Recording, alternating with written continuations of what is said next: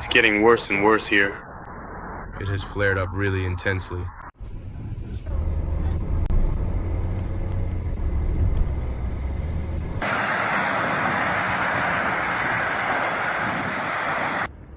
This is the sky where Wildberries is not burning.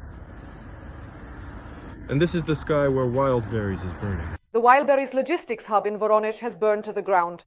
On the night of August 11th, the Ukrainian Defense Forces struck one of the largest logistics complexes of the Russian marketplace.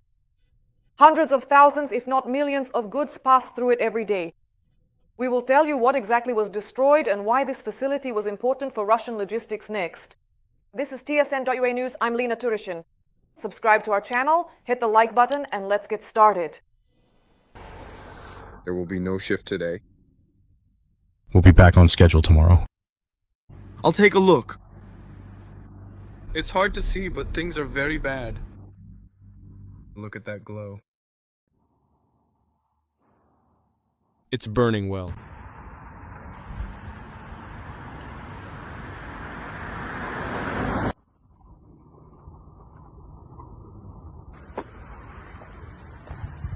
The strike was carried out by Ukrainian FP-1 drones.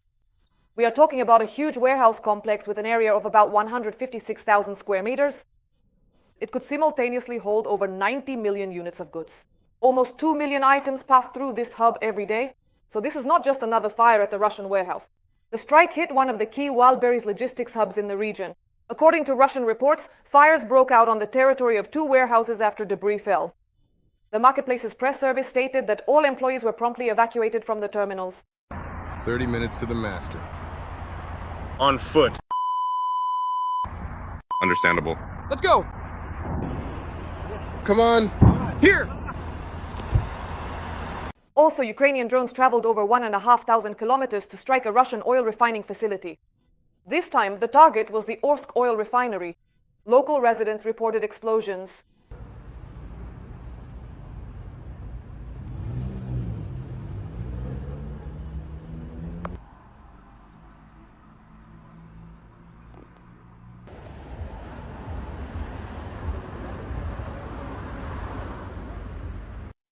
It's scary. For us, it's shorter here. Look, it hit right here.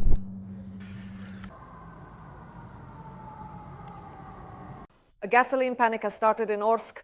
Against the backdrop of attacks by Ukraine's defense forces on oil refineries, Russians rushed to gas stations for fuel.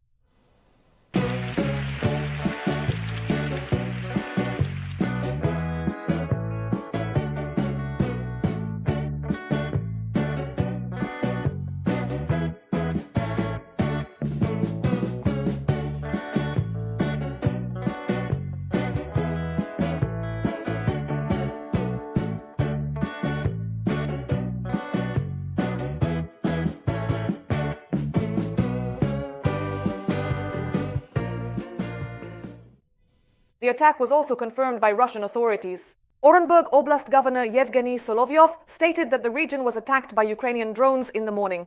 According to him, Russian air defense and mobile fire groups allegedly shot down 8 drones. However, even according to the official version, it was not without consequences. They stated that drone debris caused a fire at one of the industrial facilities. Meanwhile, new footage from Alexin, Tula Oblast, is circulating online. The video shows what remains of the Wildberries logistics center after the drone attack on the night of August 5th.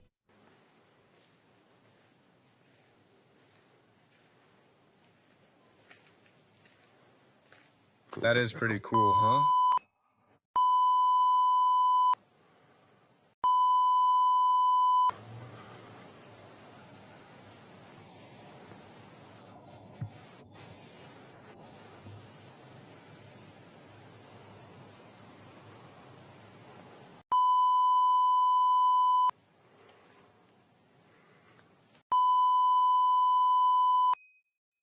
Everything is smoking.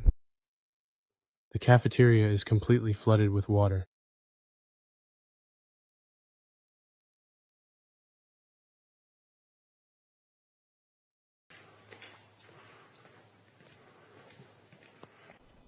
Attacks on Wildberries warehouses could trigger a chain reaction in Russia, potentially leading to mass bankruptcies of sellers. Reuters, citing sources close to the Kremlin, writes, after the strikes on the company's logistics hubs, the Russian marketplace may need more than 1 trillion rubles to compensate for the losses. Thousands of Russian entrepreneurs may have lost the goods that were stored in the attacked warehouses. And if this merchandise was bought on credit, now, along with empty warehouses, they are also left with debts. Individual entrepreneurs are at particular risk. Under Russian law, in the event of debt, they can be held liable not only with their business but also with their personal assets. So a strike on one logistics hub can have repercussions far beyond it, affecting loans, shops, and even the personal assets of the sellers. In Russia itself, there is already talk of emergency measures. The Chamber of Commerce and Industry is proposing to change the bankruptcy procedure for affected entrepreneurs, while the authorities are discussing credit holidays, concessional loans, and tax relief. However, direct compensation for losses is not yet being provided for. In other words, Russian sellers are being offered not a refund for the burned goods, but help in surviving the debts that followed. 6 drones in just 5 minutes. That is exactly what one of the operations of a Ukrainian long-range unit looks like, according to observations by Al Jazeera journalists. The TV channel's journalists gained rare access to Ukrainian drone operators and saw with their own eyes how the military launches one aircraft after another. And in total, according to Al Jazeera, Ukrainian long-range drones are already capable of covering thousands of kilometers. Some targets recently have been more than 2,500 kilometers away from Ukraine.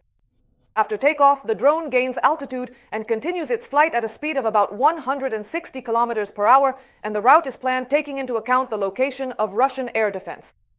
Al Jazeera journalists note, Ukraine is currently producing hundreds of long-range strike drones, turning them into a separate tool of systemic pressure on Russian infrastructure and the economy. But there is another side to this war, the psychological one. Ukrainian soldiers are constantly changing launch positions because even a short flash can give away their location to the enemy. Let us add that on August 4th, Volodymyr Zelensky, after a report from the acting head of the SBU, Oleksandr Poklad, announced that he had approved new security service operations against Russian aggression. Poklad reported to the president on the SBU's work priorities for August. The president did not disclose the details of these operations, but given how far Ukrainian drones have been reaching Russian targets lately, for Russia this means one thing: the new explosions will continue. That's what a good morning looks like in Russia today. And what do you think the next one will be? Write in the comments, like the video, and subscribe to TSN.ua. Take care of yourselves and see you in the next episodes.